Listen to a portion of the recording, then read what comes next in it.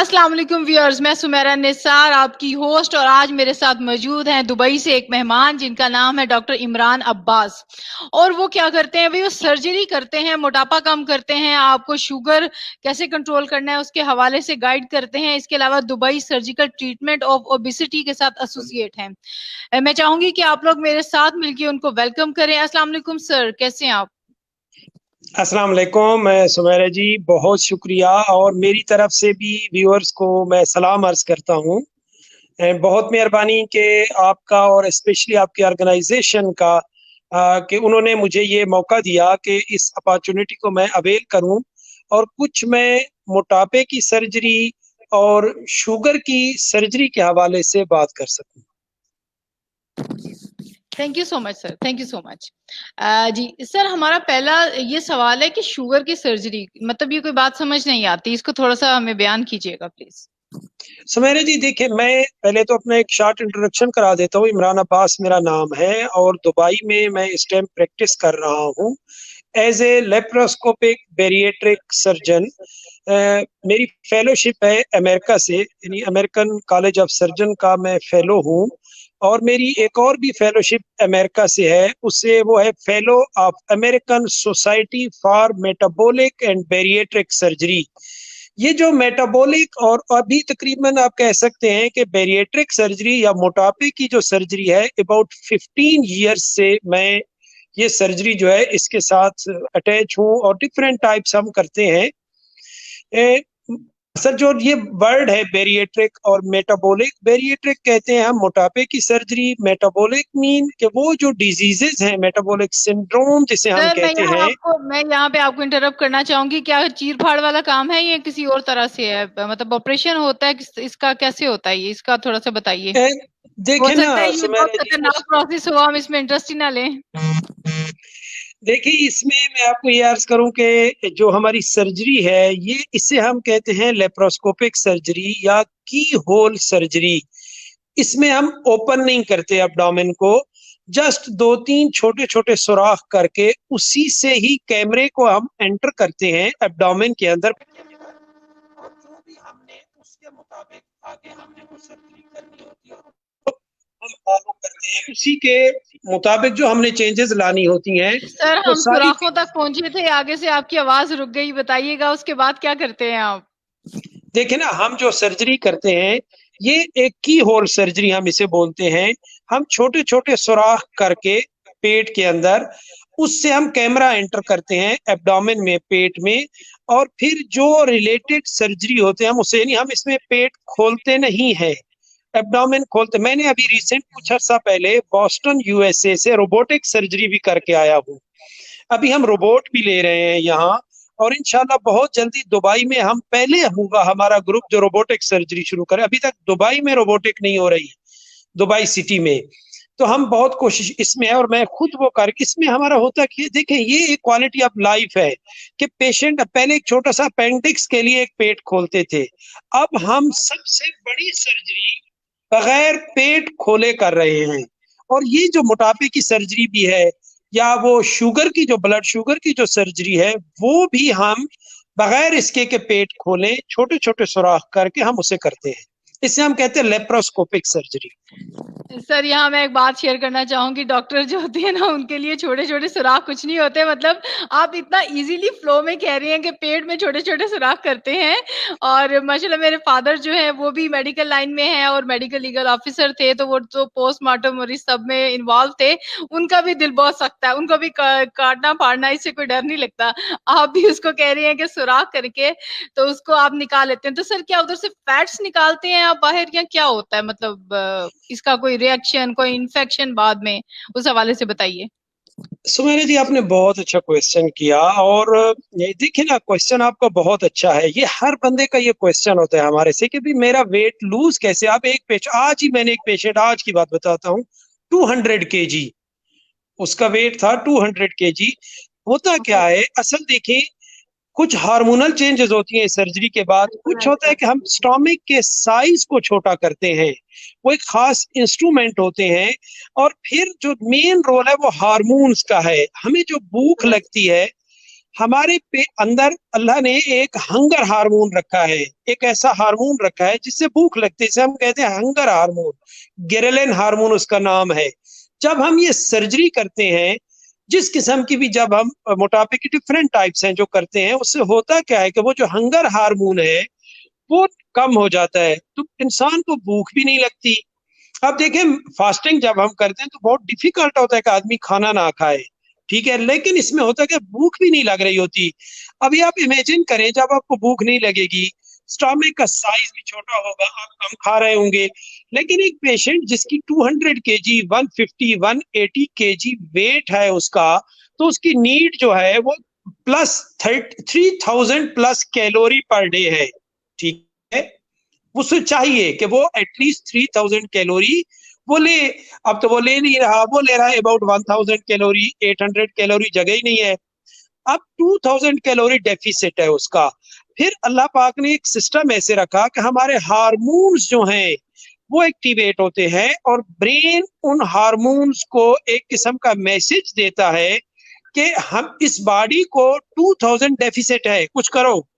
तो हमारी जो एक्स्ट्रा फैट होती है बॉडी में, उसका लाइजेज शुरू हो जाता है, और वो एक्स्ट्रा फैट जो है वो उस कैलोरी में चेंज होना शुरू हो जाती है।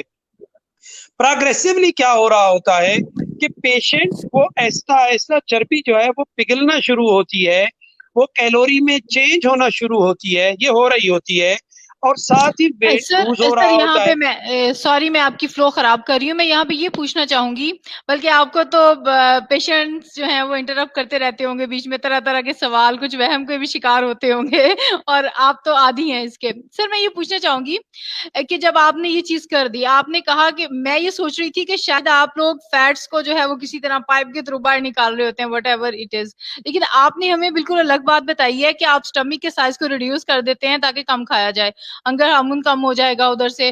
फिर जब ऑब्वियसली डेफिसिट होगा वहां एनर्जी का, तो वो फिर जो कंज्यूम स्टोर किया होगा फैट्स की फॉर्म में वो एनर्जी निकलेगी।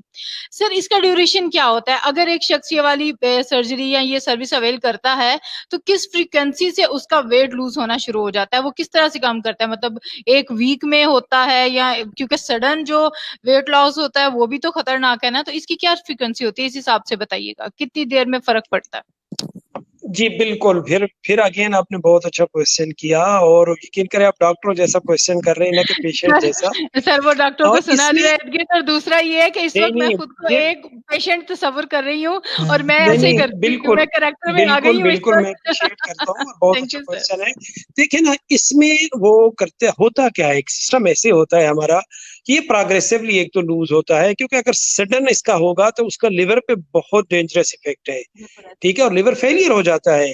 इसमें 1.5 साल से लेकर 2 साल लगते हैं कि वो जो एक टारगेट है वो अचीव हो, और ये प्रोग्रेसिवली होता है। फर्स्ट मंथ में थोड़ा स्पीडी होता है, क्योंकि उसमें थोड़ा वाटर भी, क्योंकि हमारे बॉडी का एक वेट का एक हिस्सा हमारे अंदर जो पानी है, वाटर है, उसका है। लेकिन आगे जो वो प्रॉपर जो फैट लाइजेस जिसे हम कहते हैं, या चर्बी का पिघलने का जो प्रोसेस है, उसमें थोड़ा टाइम लगता है। और हम पहले साल में, first year after surgery, about 60% जो हमारा एक्सेस बॉडी वेट है वो लूज करते हैं।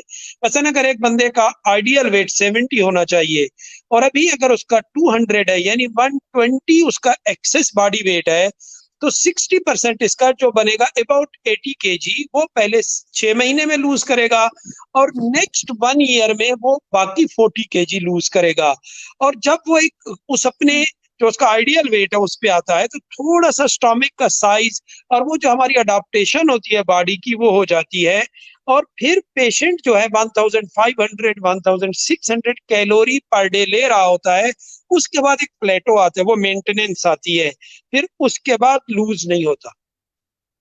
जी, क्योंकि सर वो एक माइंड में एक क्वेश्चन था कि देखिए फैट्स तो हमें नहीं चाहिए, चलें फैट्स कंज्यूम हो गए, अच्छी बात है, बॉडी शेप में आ गई, लेकिन अगर उसका इफेक्ट बाद में टिश्यूज के ऊपर होने लग जाए और आप बिल्कुल ही वो हो जाए स्लिम और स्किनी से, तो बिल्कुल आपने वो चीज खुद ही क्लियर कर दी इसमें कि एक सर्टन लेवल पे जाके वो खुद ही स्टॉप हो जाता है, क्योंकि फिर बॉडी को पता चल जाता है कि इतना इंटेक होना है। सर एक और मेरा क्वेश्चन है, क्या नमक ज्यादा इस्तेमाल करने से, जो लोग ज्यादा नमक खाते हैं, ये हो सकता है इसे रेलेवेंट ना हो, लेकिन एकदम से मेरे माइंड में एक क्वेश्चन आया कि अगर नमक ज्यादा खाते हैं तो उससे पानी बॉडी जो है वो ज्यादा ऑब्जॉर्ब करती है और उससे भी मोटापा होता है। Is there some connection in between please? देखिए आपके, मैं एक तो वो पहले आपने फिर एक बड़ा अच्छा पॉइंट दिया वो अपनी उस गुफ्तगू में, टॉक में, कि थिनी ना हो जाए वो बिल्कुल अपना उसमें। देखें हम जब ये सर्जरी करते हैं तो हमारे पेशेंट्स को हम कहते हैं अपनी फिजिकल एक्टिविटी बढ़ाओ। क्यों? क्योंकि जो हमारा हार्मोन है वो एक तो वो फैट टिश्यू को लाइजेस करेगा। अगर पेशेंट जो है वो फिजिकल एक्टिविटी नहीं बढ़ाएगा तो उसके मसल्स पे भी इफेक्ट होगा और हाँ ठीक है। पेशेंट में वो थिनी होगा। तो हम मस्ट उन्हें अप्रिशिएट करते हैं कि अगर आप अपनी एक्सरसाइज करेंगे, हद जिम ज्वाइन करेंगे, आप वॉक करेंगे, तो दुबई में आपको पता है थोड़ा सीजन के हवाले से मोस्टली हम जिम का ही कहते हैं कि वहाँ अच्छी फैसिलिटीज होती हैं। तो वो जिम जब ज्वाइन करते हैं तो उनका मस्कुलर स्ट्रक्चर जो है वो स्ट्रांग रहता है और जो सैगिंग है यानी स्किन का लटकना जो है वो कम होता है। क्योंकि देखिए आप इमेजिन करें इतनी बड़ी बॉडी जब वो फैट चली जाएगी तो वो अपेरेंटली कैसे लग रहा बिल्कुल होगा। ऐसे जैसे गुब्बारे में उसको से हवा निकल जाए, बिल्कुल ऐसे हो ऐसे जाएगा। ही है और बड़ा अच्छा आपने ये एग्जांपल दी और उसके लिए हम ये कहते हैं कि ये लोग जो हैं एक्सरसाइज करते रहे। एक तो ये पॉइंट, और अगला पॉइंट जो आपने ये फरमाया, नमक कोई रिलेशन नहीं है। अगर आप नमक के हवाले से देखते हैं किसी किस्म का उसके वेट गेन में नहीं है, उसके वेट गेन के हवाले से कोई रिलेशन नहीं है। हाँ, ओवरऑल नमक ज्यादा लेना अच्छा नहीं है क्योंकि इसकी वजह से ब्लड प्रेशर ज्यादा हो सकता है, बिल्कुल क्योंकि उसका जो इफेक्ट पड़ता है किडनीज पे और वहाँ हमारे कुछ एंजाइम्स हैं जो स्टिमुलेट होते हैं किडनी से ड्यू टू हाई साल्ट, और उसका जो इफेक्ट पड़ता है फिर हमारे वस्कुलर सिस्टम, हमारी रगों पे, जिसकी वजह से ब्लड प्रेशर हाई हो सकता है, लेकिन जी। वेट पे कुछ नहीं। ठीक है सर, जिस तरह से मतलब अगर ये सर्जरी करवाते हैं तो कितने मैक्सिमम होल्स होंगे पेट में, और वो कितनी देर में जो है वो दोबारा से वो जो जख्म है वो भर जाते हैं? क्योंकि आपने उसके बाद एक्सरसाइज का भी रिकमेंड किया है, तो मतलब वो कितनी देर में फिल होते हैं और कितनी देर बाद लोगों को आप वर्कआउट जो है वो सजेस्ट करते हैं? देखें ये तो डिपेंड करता है पेशेंट रिकवरी रूटीनली, तो विद इन 1 वीक जो है ये जो हमारे अपेरेंटली जो जख्म नजर हो आ रहे होते हैं वो छोटे छोटे सुराखों से, वो 1 हफ्ते में भर जाते हैं। उनका कोई इश्यू नहीं है, कोई प्रॉब्लम ही नहीं है। मैक्सिमम 10 डेज में, और पेशेंट 1 नाइट स्टे होता है हॉस्पिटल में। नेक्स्ट डे हम डिस्चार्ज कर देते हैं पेशेंट को। Same day patient clear liquid diet शुरू कर देता है, सेम डे। और उसको 2 वीक्स तक क्लियर लिक्विड लेनी होती है। आफ्टर 2 वीक्स जो है यानी फ्रॉम वीक 3 till 4 जो है वो सेमी सॉलिड, और आफ्टर 1 मंथ वो रेगुलर डाइट। लेकिन अमाउंट यकीनन कम होती है, स्टमक का साइज छोटा हो गया है, भूख नहीं लग रही, तो वो काफी हम वो इंस्ट्रक्शन कंप्लीट देते हैं उनको। लेकिन एक नॉर्मल आप जिस तरह आप कह रही हैं तो बिल्कुल विद इन 2 और 3 डेज ये ऑफिस ज्वाइन कर लेते हैं और आफ्टर 1 वीक वो बिल्कुल रेगुलर अपनी वो जो एक नॉर्मल लाइफ है वो शुरू कर सकते हैं। जी। सर पाकिस्तान में ये सर्जरी हो रही है? बिल्कुल जी, पाकिस्तान में हुई हुई अभी रिसेंटली है, कोई 2-4 साल हुए हैं स्टार्ट हुई है, लेकिन हो रही है और अच्छा है। अभी आहिस्ता आहिस्ता अभी हमें मजीद वहाँ काम करना है, लेकिन अब अल्लाह का शुक्र है कि स्टार्ट हुई है, अच्छी हुई है। मैंने खुद मुख्तलिफ यूनिवर्सिटी में पाकिस्तान की, मैंने पहले इस्लामाबाद में पिम्स में एक मास्टर क्लास कराई थी 2017 में नवंबर में, जिसमें हमारे पूरे पाकिस्तान के तकरीबन 40 सर्जन आए थे और मैंने वहाँ 3 लाइव सर्जरीज की थी और प्रॉपर एक सिखाया। फिर उसके बाद लाहौर में मैंने डिफरेंट हॉस्पिटल्स में जाके किया, पेशावर में किया, कराची में, फैसलाबाद में हत्ता मैंने जाके ये सर्जरी की है। और अभी माशाल्लाह काफी मैं, फिर हमने एक ऑर्गेनाइजेशन भी बनाई PSMBS के नाम से और बहुत अच्छा हम काम कर रहे हैं। अभी मैं दिसंबर में भी लाहौर में आया हुआ था और मैं 7 डेज वहां रहा और काफी पूरी मास्टर क्लास प्रॉपर सिखाया गंगाराम हॉस्पिटल में, और बड़ा अच्छा रहा और बड़ा अच्छा एक्सपीरियंस हमारा। और इस तरीके से हम इंशाल्लाह अपने यंगस्टर को ट्रेन कर रहे हैं कि ये हो कि हम फ्यूचर में पाकिस्तान उन कंट्रीज में हो कि ये एडवांस सर्जरीज पाकिस्तान में अच्छे तरीके से की जाए। जी। सर चूंकि आप सर्जन हैं तो मैं तो वैसे ही सर्जन के करीब जाने से डरती हूँ, क्योंकि मुझे ऑपरेशन वगैरह से डर ही आता है। तो सर्जन का काम ही ऑपरेशन करना है, तो आप तो कभी भी वो चीज रिकमेंड नहीं करेंगे जो एक जनरल फिजिशियन करता है कि मतलब बिल्कुल ये इसी तरह है जिस तरह कुछ गायनेकोलॉजिस्ट ऐसी होती हैं जिनका ये ट्रेंड होता है कि बस ऑपरेशन करो और फारिग, मतलब वो नॉर्मल चीज की तरफ नहीं जाती।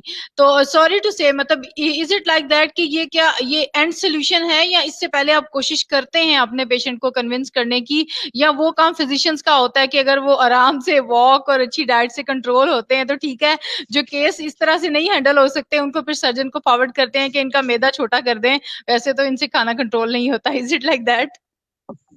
देखिए सुमाइरा जी, ये बड़ा अच्छा क्वेश्चन है। फिर देखिए, मैं आपको एक डेफिनेशन कर देता हूँ, ओबेसिटी की डेफिनेशन क्या है। ओके। हम हम एक चीज है जिसे हम बीएमआई कहते हैं, बॉडी मास इंडेक्स। ठीक है, उसमें लेते हम क्या है, हम पेशेंट का वेट और हाइट जो है, हाइट इन मीटर्स। मसलन एक पेशेंट अगर उसकी हाइट जो है 160 सेंटीमीटर, इट मीन 1.6 मीटर। हम 1.6 को 1.6 के साथ मल्टीप्लाई करेंगे, आपके पास एक नंबर आएगा। उसको हम डिवाइड करेंगे उसके वेट पे। अगर वो 100 kg है, एक फिर हमारे पास एक नंबर आएगा। 120 है तो एक आएगा, 150 है। अगर उसकी हाइट डिफरेंस है तो एक बीएमआई आएगी। 19 बीएमआई से 25 तक ये नॉर्मल है। 90 से कम है तो कम है, फिर भी उसे उसके नहीं, अपने उस नॉर्मल वेट से भी कम है। 25 to 30 बीएमआई ये ओवरवेट है, अभी तक ओबेसिटी शुरू नहीं हुई। 30 से लेकर 35 तक क्लास 1 है। 35 से लेकर 35 40 तक क्लास 2 है। 40+ मोरबिड ओबेसिटी है। अभी देखें ट्रीटमेंट के हवाले से इसकी गाइडलाइंस हैं जो हमारे दुबई में हम कर रहे हैं, जिसको स्टैंडर्ड हम कह सकते हैं। गाइडलाइंस जो हमारी हैं, अगर बीएमआई 40 हो तो हम ये सर्जरी कर सकते हैं, और 40 से ऊपर।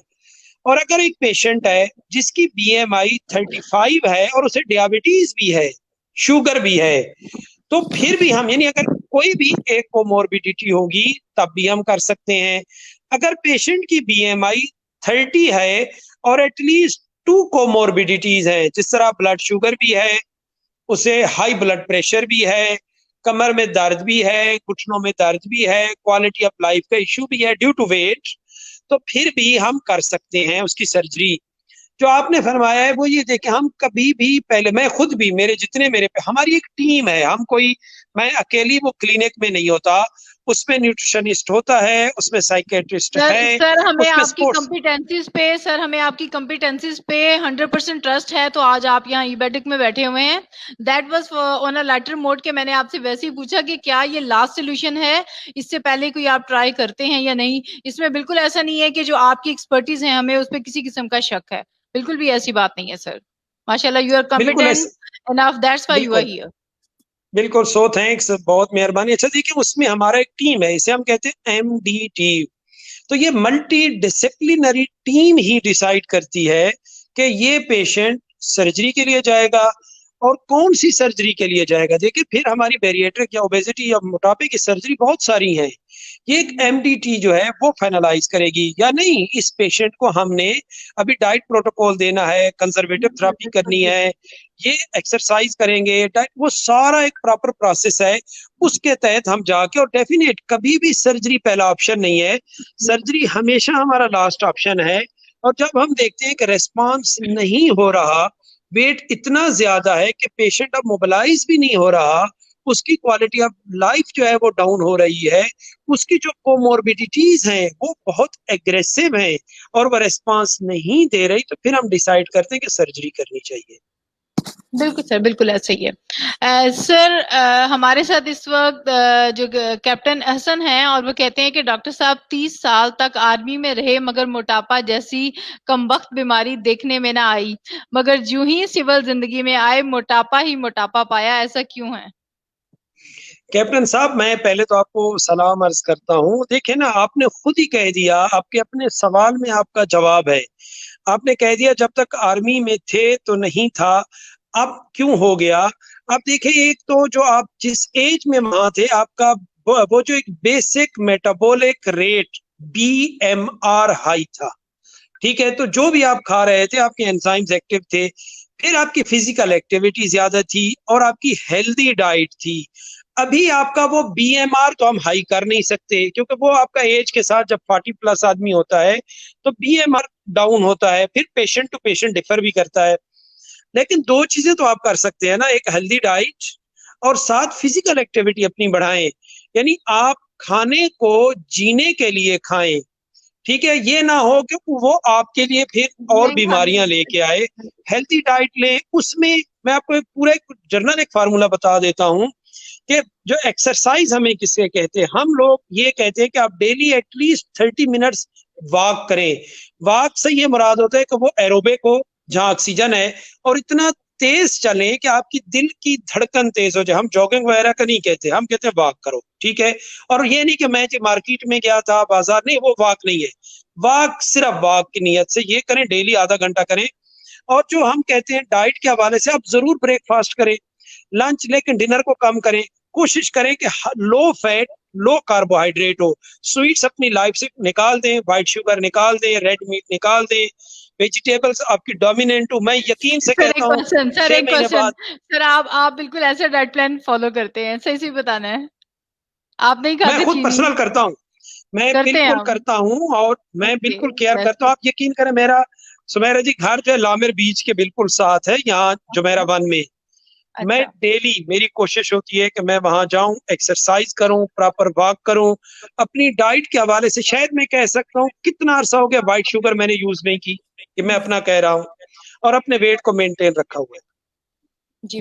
सर वहाँ पे वैसे भी लाइफस्टाइल थोड़ा डिफरेंट है इस हिसाब से कि आपको 4 बजे के बाद अक्सर लोग जो हैं वो वॉकिंग ट्रैक्स के ऊपर नजर आते हैं, तो बिल्कुल, ना चाहते हुए भी देख के आपके अंदर एक एक मोटिवेशन माहौल आती है कि बनता है। व्हाई नॉट बी, और आप निकल जाते हैं, बीच पे निकल बिल्कुल, गए आप, और वो एक थोड़ा सा ट्रेंड है। यहाँ भी हमें मजीद एजुकेट करने की जरूरत है। यहाँ भी माशाल्लाह हमारे पार्क्स भरे हुए नजर आते हैं, लेकिन अगर देखा जाए तो as compared to that country जो है, यहाँ पे अभी अवेयरनेस उतनी ज्यादा नहीं है। खलीलुर रहमान साहब, मेरे ख्याल से आपके सवाल का जवाब डॉक्टर साहब ने दे दिया कि हमारी पूरी टीम है और हम पहले कोशिश करते हैं कि आप आराम से समझ जाएं, सुधर जाएं, और अगर कोई ना सुधरे और ना समझे तो फिर उसके लिए लास्ट में ड्रिलिंग वाली चीज आती है। सर क्या आप वेट और हाइट अगर आपको बताई जाए तो क्या आप बता सकते हैं कि बंदा मोटापे में है या इसकी मोटापा शुरू हुआ है या इसकी क्या है, कुछ ऐसा आप बिल्कुल, कैलकुलेट कर बिल्कुल मैं सकते हैं? बता सकता हूँ। चले बिल्कुल, सर, मेरा है 64 वेट है और मेरी हाइट 5'3" है, तो मेरा बताया मैं कितनी मोटी हूँ ये बताइए। नहीं नहीं, आप अभी ना, आप आपकी जो बीएमआई अभी बन रही है, ये अबाउट 26-27 है हम्म। आपकी बीएमआई। सर मैं किस कैटेगरी में आती हूँ, मुझे क्या करना चाहिए ये बता आप दीजिए। आप ओवरवेट हैं, आप हम्म। ओबिस नहीं है, आपका मोटापा नहीं है, ये ओवरवेट है। आप जस्ट अपना फिजिकल एक्टिविटी बढ़ाएं। जो लेडीज में देखे ना सुमेरा जी, एक चीज मैं आपको अर्ज करूं, जिसको ये कहती है वो टमी, और जो हमारी हिप्स के यानी खुसूसन फीमेल्स में चर्बी होती है, वो ओबेसिटी नहीं है। देखे ना, वो मोटापा नहीं है, वो नेचुरल, क्योंकि खुसूसन डिलीवरी के बाद ये दो जी जी, तीन ऐसे हो पॉइंट्स जाता है, ऐसे एक हैं साल लग जाता जब है फिगर दुरुस्त होने में ही। इसी वजह से ये होती है। और उसके लिए हम जो प्रेफर करते हैं, अगर जरूरत हो तो वो लाइपोसक्शन हम करते हैं, वो भी लेजर के साथ, मैं खुद भी करता हूँ।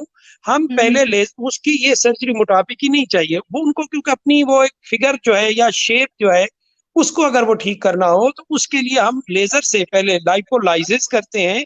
वो जो चर्बी है उसको पिघला के फिर सक्शन कर लेते हैं, तो वो एक शेप बन जाती है। उसमें कोई वेट लूज नहीं होता, ये नहीं कि वेट कम होगा, लेकिन वो शेप आ जाती है।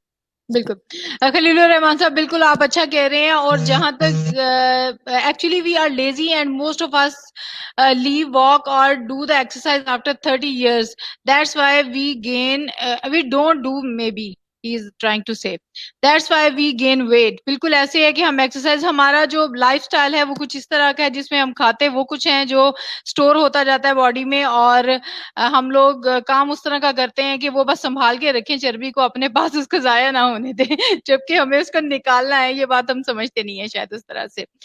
और फिर खलील रहमान ने एक और व्यू शेयर किया है कि I think best medicine is enjoy life, that's good, agreed.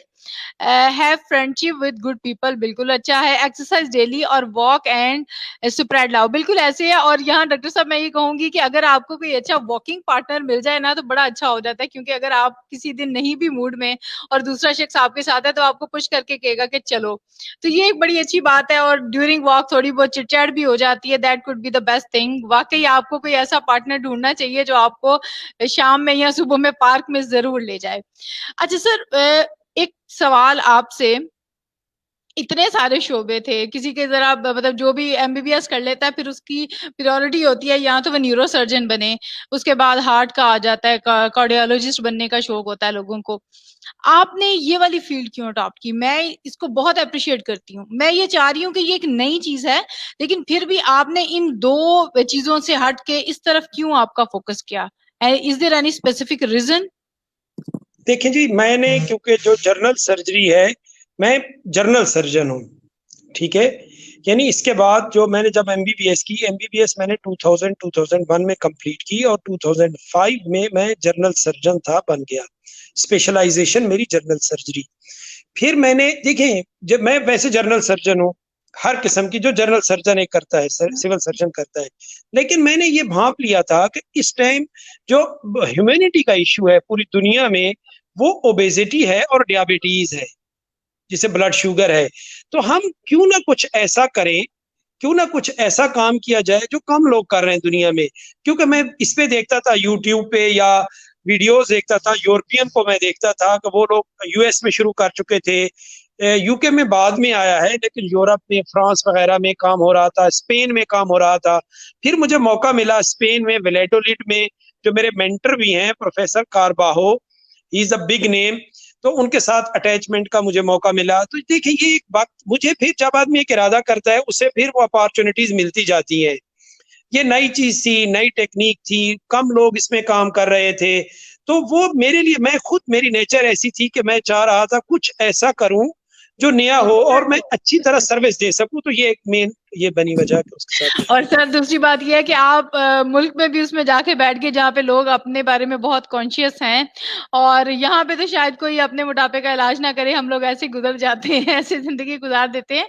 वहाँ पे लोगों को अवेयरनेस बहुत ज्यादा है, खास पे जो अरबी खवातीन हैं वो तो इस चीज पे बिल्कुल बिल्कुल, कॉम्प्रोमाइज नहीं करती हैं, वो तो अपनी शेप बिल्कुल कॉन्शियस और ऐसे, बहुत ज्यादा इन्वेस्ट करती हैं। तो सर आपने बिल्कुल बड़ी ऐसे। अच्छा एरिया जो है स्पेशलाइजेशन का चूज किया, और सबसे मजे की बात है कि आपने प्रैक्टिस के लिए जो एरिया और जो इलाका चूज किया वो भी बहुत जबरदस्त है। दैट्स वेरी नाइस बिल्कुल सर। ऐसे, बिल्कुल ऐसे। अच्छा सर, मैं चाहूंगी कि आप मतलब कोई हमें एक ऐसा टिप दें कि मतलब जिसमें मतलब हम, मुश्किल लगता है हमेशा अगर कोई डाइटिंग का कहता है या कोई डाइट कंट्रोल करने का कहता है या कोई इस तरह की सजेशन देता है तो बहुत मुश्किल लगता है कि ये मुझसे नहीं होने लगा।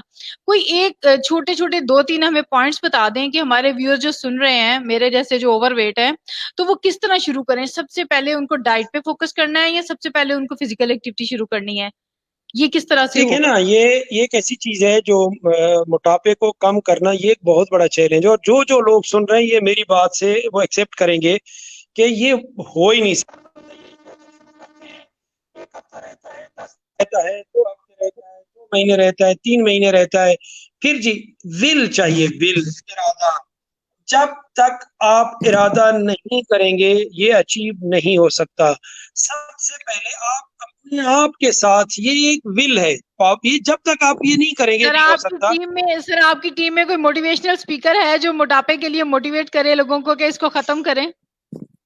देखिए, हैं लोग बहुत ज्यादा हैं, और उसमें जब तक आप विल नहीं होगी आप में, बिल्कुल विल, ऐसे है सर। क्योंकि कहते हैं ना, आप फ्रूट्स खाओ मेडिसन के तौर पर, ये ना हो कि कहीं आपको फिर मेडिसन फ्रूट्स की जगह खानी पड़ जाए। बिल्कुल ऐसे ही है। विल है, उसके बाद दो चीज इंपॉर्टेंट है, वो है फिजिकल एक्टिविटी अपनी बढ़ाएं, और अपना जो आपकी डाइट है वो कॉन्शियस रहे। और कैलोरी, आप आजकल तो गूगल जी वो बहुत बड़ा डॉक्टर है, आप कोशिश करें आपकी जो फूड है वो लो कार्बोहाइड्रेट, जितनी चीजें मिठाई वाली हैं उनको साइड पे रखो। हाई फैट, मसला रेड मीट है, फर्ज करें, इसको साइड पे रखो। वेजिटेबल डोमिनेंट हो, फिश आपकी डोमिनेंट हो आपके फूड में, उतना खाओ।